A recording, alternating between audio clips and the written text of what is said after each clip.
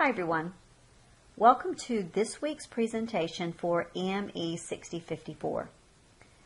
This week we are exploring trends and issues and emerging technologies associated with instructional technology in two different settings: educational settings and non-educational settings. The educational settings focus primarily on the K-12 environment, and non-educational settings focus on business and healthcare and nonprofit and the military. Regardless of which field you work in, it's important to understand the issues and trends associated with emerging technologies and to also understand what technologies exist, keeping in mind that there's a lot of crossover between the issues that affect one environment and the issues that affect other environments. The purpose of this class is to give you a broad perspective of instructional technology, to look at a cross-section of the environments that might use instructional technology, and this course also is intended to give you a look at the different facets of instructional technology. So that's why when we look at trends and issues and technologies this week, we are looking at both educational and non-educational settings. This presentation will focus specifically on the educational setting, particularly the K-12 setting. We will be exploring educational settings in K-12 in addition to non-educational settings in the content in other ways this week. So having said all of that, let's get started. As I said, this presentation focuses specifically on the educational setting, particularly K-12. So I'm going to touch on only a few of the issues and trends associated with instructional technology in the K-12 environment, and there's a good reason for that. There are a lot of trends and issues, and to put all of those into one brief presentation for you would be virtually impossible. So what I want to do is pull out some of the big things and talk about those. And then we're going to do a little bit of research and pull out some other things in other ways in the content this week. So hopefully by the end of the week, we will have a fairly good understanding of some of the things that are affecting instructional technology today. So the things that I'm going to talk about in this presentation are Common Core standards, accessibility, and adaptive technologies. We'll also look at social media, online K-12 education, BYOD or BYOT programs, and two things that sound very similar but are very different, and those are teaching with technology and teaching about technology. So let's begin with Common Core standards. For quite some time, our educational efforts have been focused on standards and accountability and standardized testing. The most recent initiative that has really been major is Common Core standards. This is an effort at providing consistent educational standards across the states. Now, the Common Core Standards Initiative is an effort that's been led by states, but it's been coordinated by the National Governors Association Center for Best Practices and the Council of Chief State School Officers. The development of the standards was a collaborative effort that included input from educators, administrators, and professionals.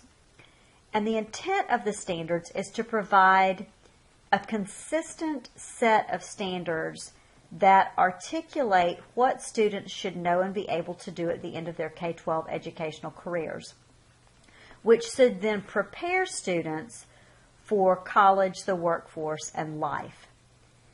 The bottom line, I think, is to provide a clear goal for students. And once we have a clear goal that's communicated to all stakeholders, which includes teachers, administrators, parents, and students, then we can all work together to help students reach the goal.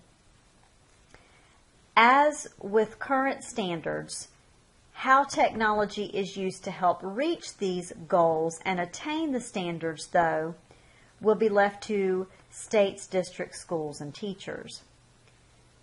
Having a common set of standards, however, may allow teachers greater opportunities to share best practices using instructional technology to meet the standards in effective, efficient, motivating, and engaging ways. Now, the reality of the Common Core Standards situation at this moment is that there's a lot of unrest with it. Many states are actually pulling out of this initiative. So where we go from here with regard to Common Core Standards is yet to be seen, but the bottom line is it still is a current issue in K-12 education. The next thing I'd like to talk about is accessibility. Accessibility is simply access to technology. And this is something that we have come to know as the digital divide. The haves and the have-nots. The people who have access to technology and the people that don't. Now there are two aspects to this for us. There's the issue of differences between home to home, which is what we personally have as far as technology. And then there is the difference between schools and what we have for technology for students. Now, at home, why does it matter to me in education if one of my students has access to the internet and another student doesn't? Why does it matter to me in the education field if some of my students have technology at home and others don't? Well, quite simply, I can't assume that everyone has the same technologies unless I'm providing the technologies to my students. If I give every one of my students a laptop, I can feel confident in giving them an assignment where they have to go home and create a PowerPoint presentation because I know they have a laptop and I know they have PowerPoint. But if I don't give my students a laptop, if I don't give them the software they need, can I really require that kind of assignment?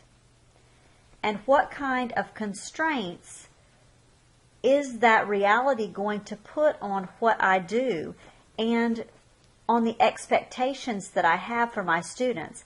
What kind of limitations might that put on the activities that I ask my students to complete? Maybe I can require that type of assignment, but I always have to acknowledge the fact that there may be a student who is not going to have access to that technology at home. Maybe they have to go to the library. Maybe they have to go to the computer lab. Maybe they have to go somewhere else to complete the assignments.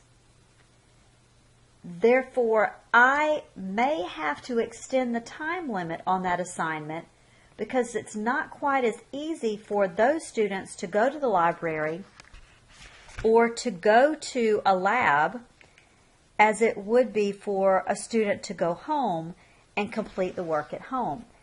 That's particularly true for students that will have to rely on someone else to get them to another location to access the technology. So we as educators need to be aware that we can't assume that all of our students have the same technology because they simply don't. In schools, and those of you that are in education are well aware of this, but between districts, there are dramatic differences in technology. There are dramatic differences between schools in the same district with regard to technology. There are even dramatic differences in classrooms in the same school with regard to technology access.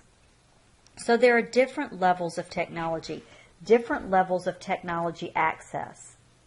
Why? Well, it's primarily due to money, because technology is expensive, technology has to be upgraded, and it changes quickly.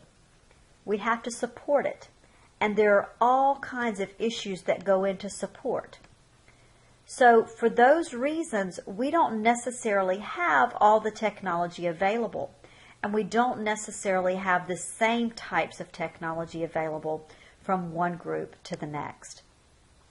The schools that have money generally have more technology than the schools that don't have the same financial resources or that are in rural areas, because access to some technology is limited in rural areas. Even within schools where we want to provide the technology and we have the means to provide that technology, we can't in many instances, because there are areas where high-speed internet access just isn't currently available. It's not as easily accessible, so we're limited with what we can do in those settings and in those classrooms. A lot of times what teachers do is find the money themselves.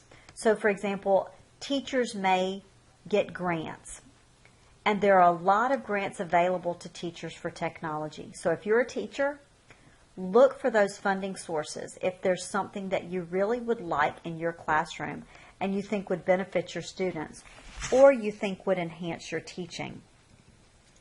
So the idea is that we want to close the gap.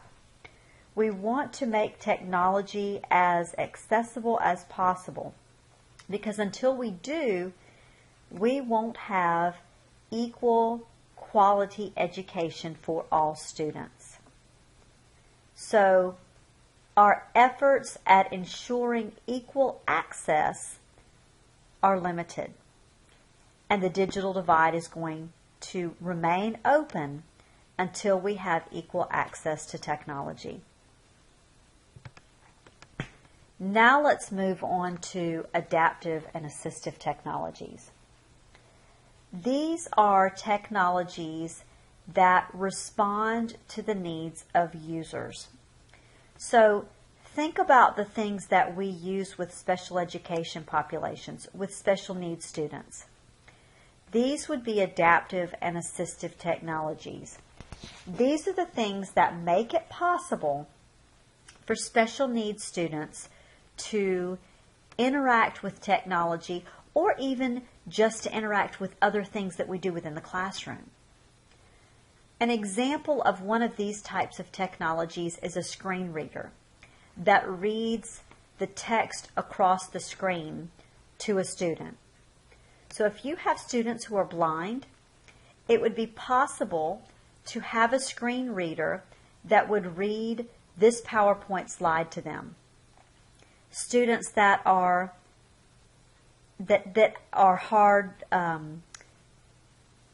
that have difficulty reading, not just that are blind, but that have limited vision, would be able to use that same type of technology. Another type of technology that we would classify as adaptive or assistive is touchscreens that help students that have difficulty manipulating a mouse or a keyboard. Another example is voice-activated systems. So there are a lot of great resources that are good for special needs students.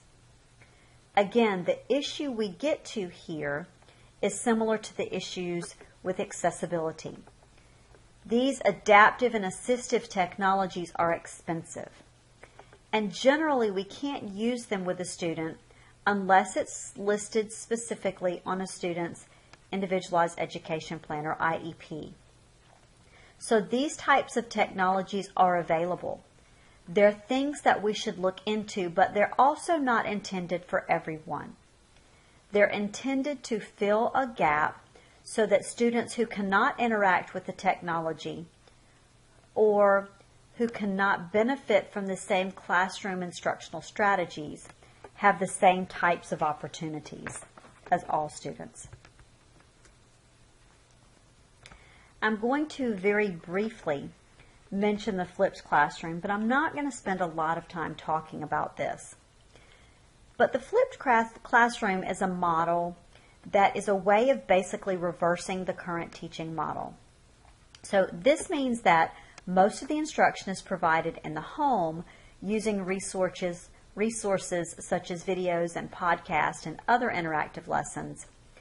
And then that moves the opportunity to do homework into the classroom. Now, there are many proponents of this model, and many educators are documenting success at flipping their classrooms.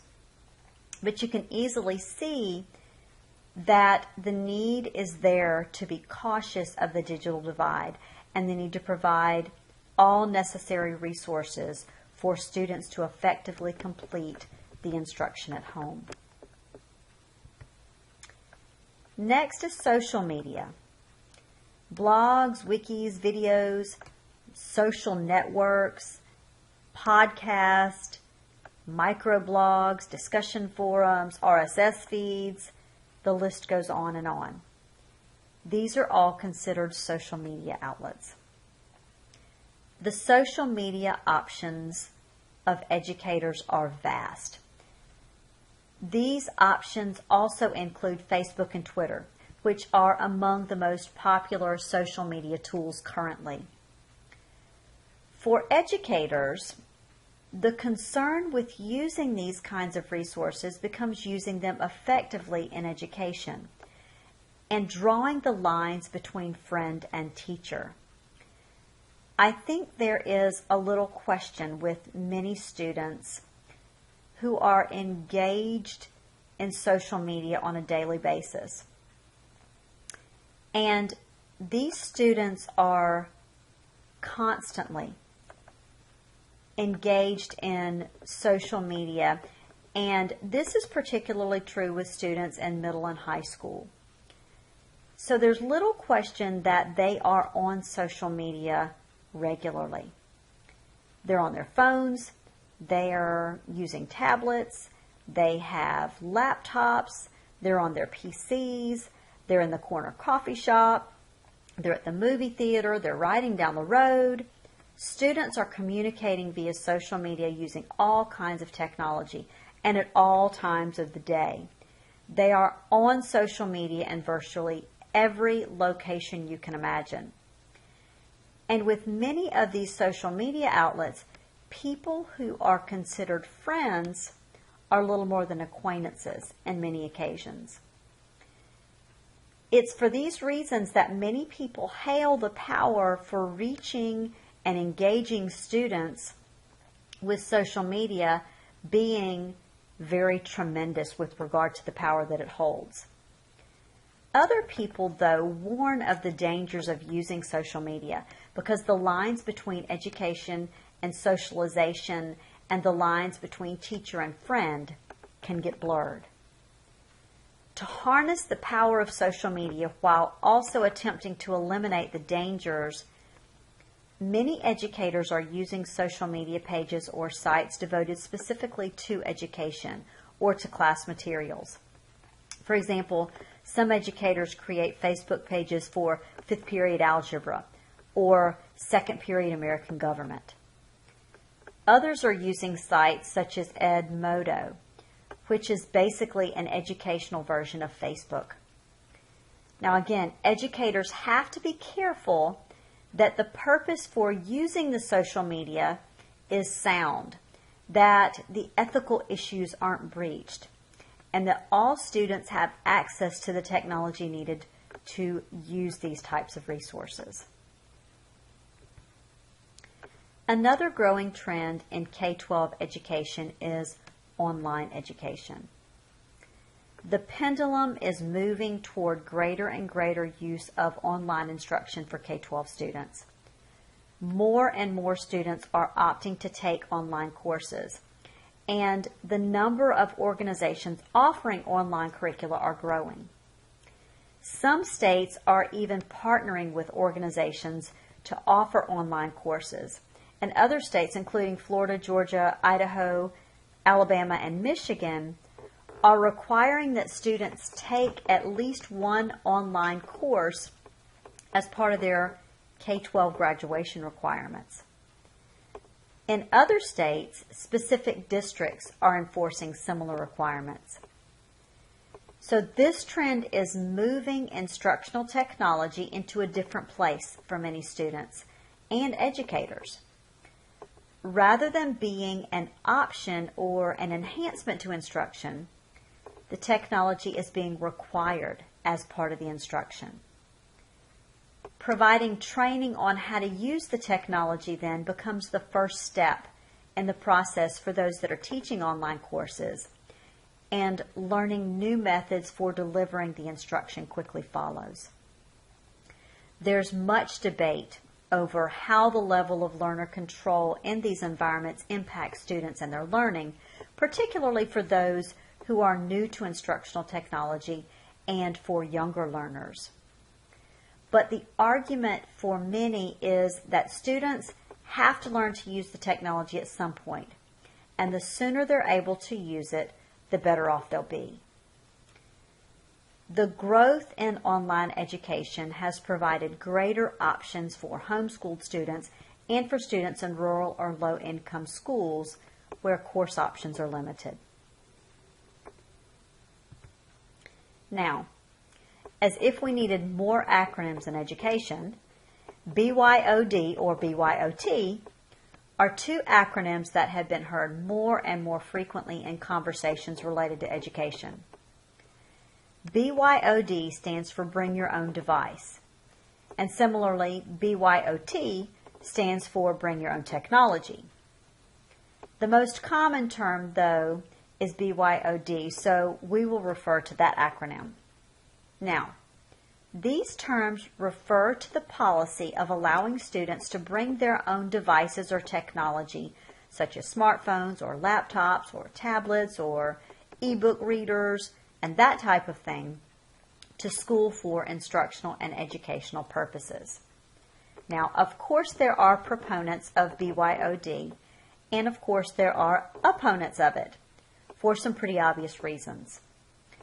These reasons are too numerous to discuss here, and the list keeps getting added to, so we will just touch on a few of the advantages and disadvantages of these types of programs.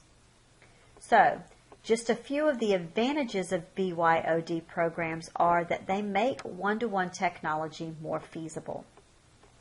If you're not familiar with the term one-to-one programs, they're programs that provide a one-to-one student-to-technology ratio.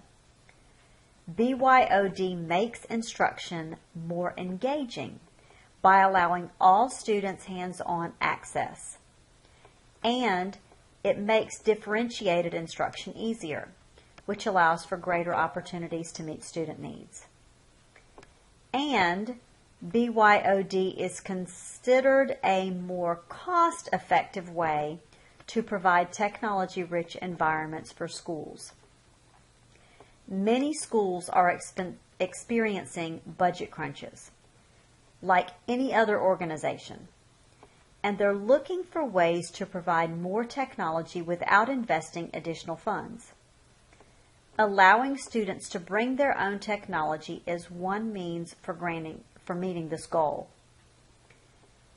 Let's touch on now just a few of the disadvantages of BYOD. One of the biggest disadvantages is issues related to security. When students begin bringing in devices and using them in schools, the networks are put at greater risk. Another concern is ensuring that the technology is being used in appropriate, productive, and educationally sound ways. It's easy to see how quickly students could get distracted and begin using the technologies in ways other than what the teacher intends for them to. Other disadvantages include students forgetting to bring the technology to school each day and devices being stolen. And one last concern is a recurring theme in our discussions this week. and that is ensuring that all students have access to the technology. How can you ensure that all students have the technology, and what will you do if they do not? Now let's talk about teaching with technology. And then we'll move to teaching about technology. Teaching with technology. The technology is a tool. So when we think about teaching with technology, the technology is integrated into the system and it becomes a part of what we do. Right now, I'm teaching with technology because I'm using technology to get this instructional message to you. I'm not teaching you how to use PowerPoint or how to use Camtasia or any of those things. I'm teaching you something entirely different with the technology. There are some things we need to think about when it comes to teaching with technology. First of all, go back to the idea of the digital divide. The availability of technology. We need to look at the support of administration. That's very important to the system to allow us to effectively integrate technology. Now let's talk about technical support. We have to make sure that there is support available. If you give teachers a new exciting technology or a new exciting software application, and you say, here, go use this. And the first time they use it, they run into a problem, and there's nobody there to help them, they're probably not going to be apt to use that technology or that software very readily again. They're not going to end up in the situation, again, if they can help it, where they're standing in front of the class and they can't do their lesson because they can't use whatever this resource is. So we have to have technical support. We have to provide motivation for teachers and to provide reasons for teachers to use the technology.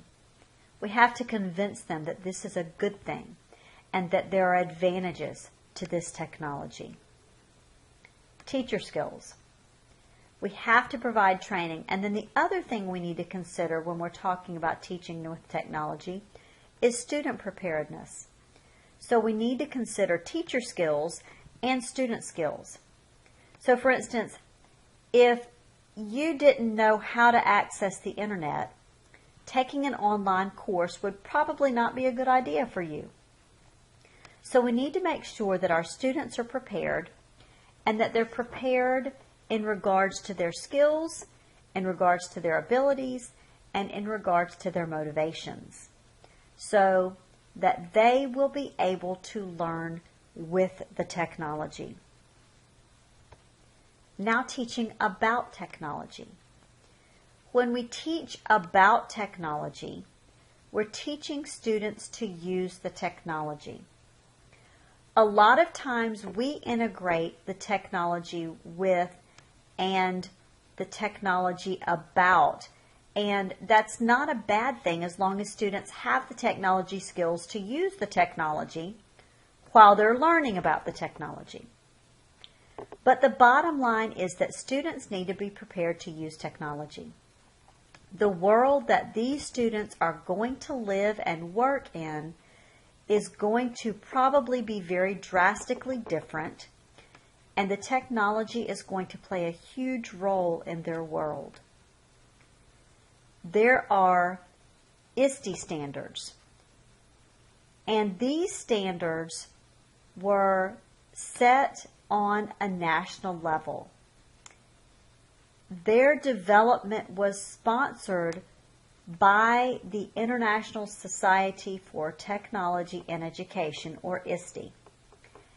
And ISTE has outlined standards about what students need to know about technology, what teachers need to know about technology, what administrators need to know about technology. And the student standards are laid out on a level-by-level basis. For example, kindergarten through second grade, third through sixth grade, etc. So these standards are kind of guidelines for us as educators to make sure that we're meeting those technology standards. A lot of the states, including Florida, have adopted these types of standards to develop their own technology standards. But they're all very closely based on national standards.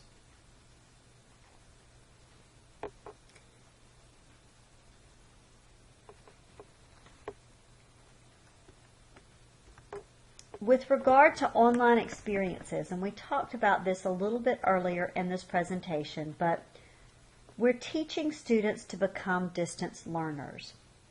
And this is becoming more and more prevalent.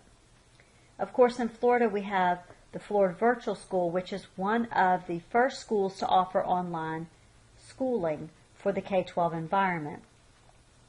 And it is still one of the biggest, but we're seeing this type of school and this type of opportunity expand dramatically. And the reason for this move is more and more in the direction of online education, both in education and business. And in order to prepare students to function in those environments, we have to provide genuine experiences for them that immerse them in the environment. And these types of online experiences are what we're looking at. So these are some of the things related to teaching about technology that are going on currently in the K-12 world. Now, there are some key factors related to teaching about technology that I'd like to mention.